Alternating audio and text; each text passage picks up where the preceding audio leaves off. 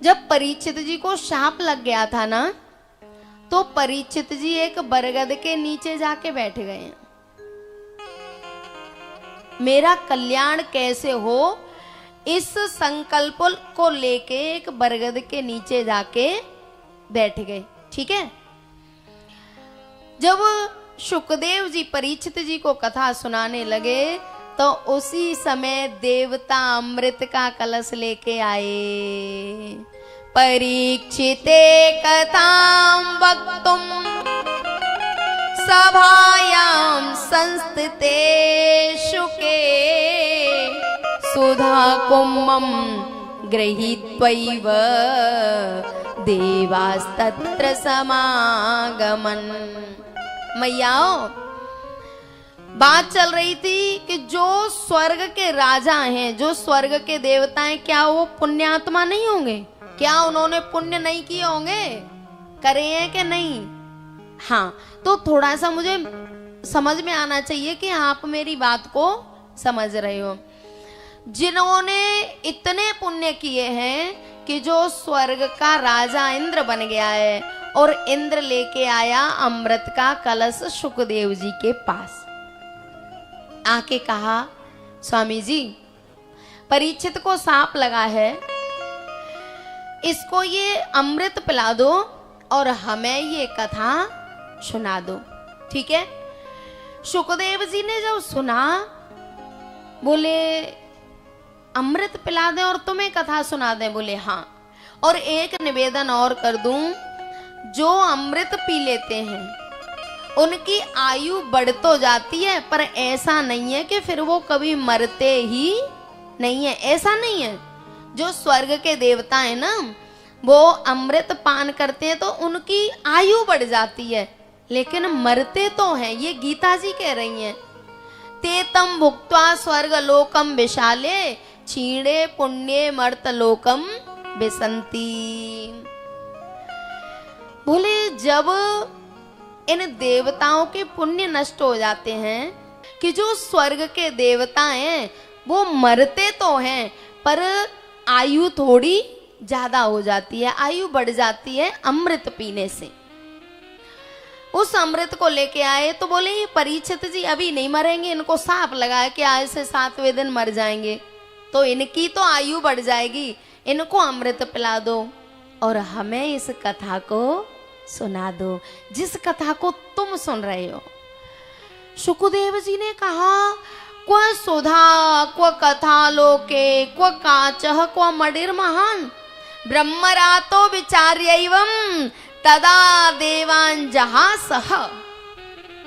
शुकदेव जी ने कहा, रे देवताओ, तुम हो तो व्यापारी, लेकिन तुम पे सही तरह से व्यापार करना भी नहीं आता। बोले कैसे? बोले क्व सुधा, कहाँ अमृत, क्व सुधा क्व कथा लोके, कहाँ तो अमृत और कहाँ हमारी ये कथा। क्व सुधा क्व कथा लोके क्व कांच क्व मणिर् महान, कहाँ तो कांच और कहाँ मणि। होते तो दोनों कांच जैसे ही हैं, मणि भी कांच जैसी ही होती है, लेकिन कहाँ कांच और कहाँ मणि।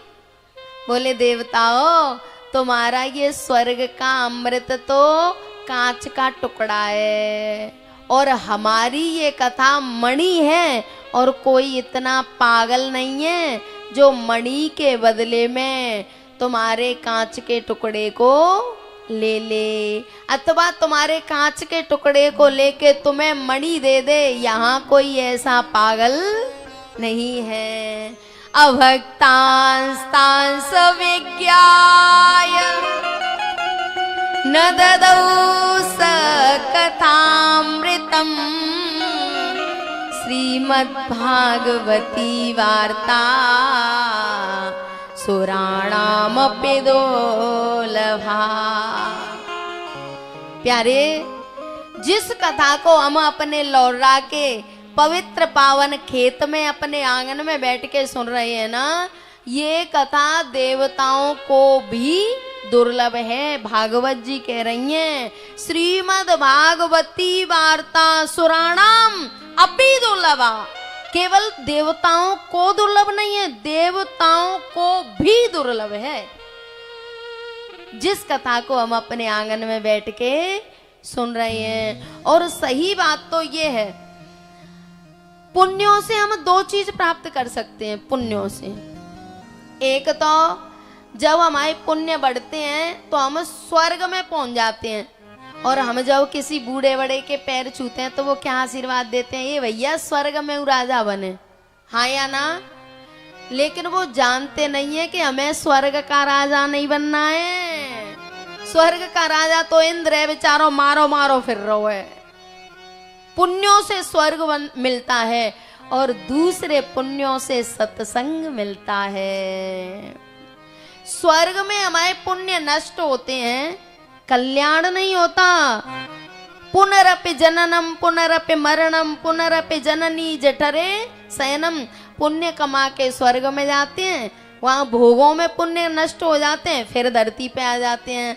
लेकिन हमें इस आवागमन से छुड़ाने वाला सत्संग इन पुण्यों से प्राप्त करना है। बात समझ में आई? तो गर्दन हिला दिया करो। हमें केवल इन पुण्यों से स्वर्ग में जाके क्या है, भोग मिलते हैं। स्वर्ग में हमारे पुण्य ऐसे मान लो, हमारे पुण्य है पैसा, ठीक है। जैसे पैसा से एक व्यक्ति जाके होटल में दारू पी रहा है, उल्टा सीधा खा रहा है, और एक हमारे परीक्षित महाराज खुद भी मुक्ति का साधन कर रहे हैं। पैसा से ही हो रहा है ये सब व्यवस्था, पैसा से ही हो रही है।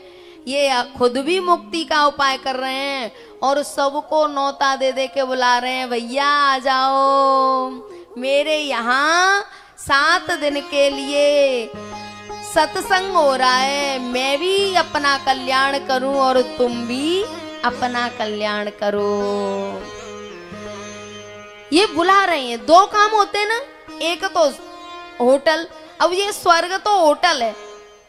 जब तक हमारे पास पैसा है तब तक होटल में हमारी सेवा होती है।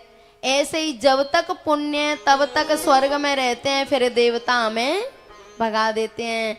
लेकिन ये स्वर्ग तो बंधन में ही डालता है, मुक्ति तो सत्संग कराता है। भाग्योदयेन बहुजन्म समर्जितेन सत्संगमं चलवते पुरुषो यदा वै अज्ञान हेतु कृत मोह मदान्धकार नासं विदाय हि तदो दयते विवेकः। पुण्यों से 2 चीज मिलती हैं, या तो भोग ले लो, या भाग्योदयेन बहुजन्म समर्जितेन सत्संगमं चलवते पुरुषो यदा वै। जब अनेकों जन्मों के पुण्य उदय होते हैं तब हमारा भाग्य उदय होता है और हमारा सत्संग में मन लगता है।